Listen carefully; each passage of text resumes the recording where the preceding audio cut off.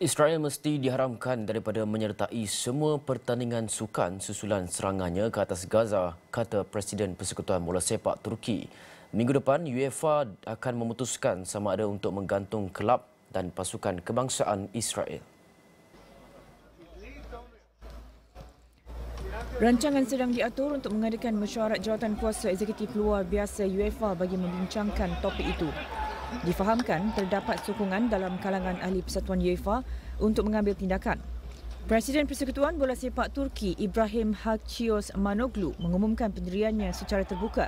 Katanya walaupun meletakkan diri mereka sebagai pembela nilai bertamadun dan keamanan, dunia sukan dan institusi bola sepak berdiam diri terlalu lama. Tegasnya sudah tiba masanya untuk FIFA dan UEFA mengambil tindakan dan Israel mesti diharamkan daripada semua pertandingan sukan dengan segera. Israel yang menjadi ahli penuh UEFA sejak 1994 berdepan kritikan antarabangsa yang semakin meningkat berhubung serangannya ke atas Gaza yang tercetus oleh serangan Hamas pada 7 Oktober 2023.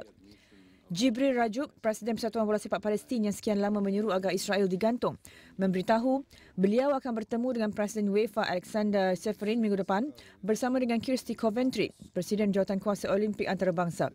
Sementara itu, pentadbiran Trump di Amerika Syarikat berkata ia akan berusaha untuk menghalang Israel daripada digantung daripada Piala Dunia. Israel berada di tempat ketiga dalam kumpulan kelayakan di belakang Norway dan Itali.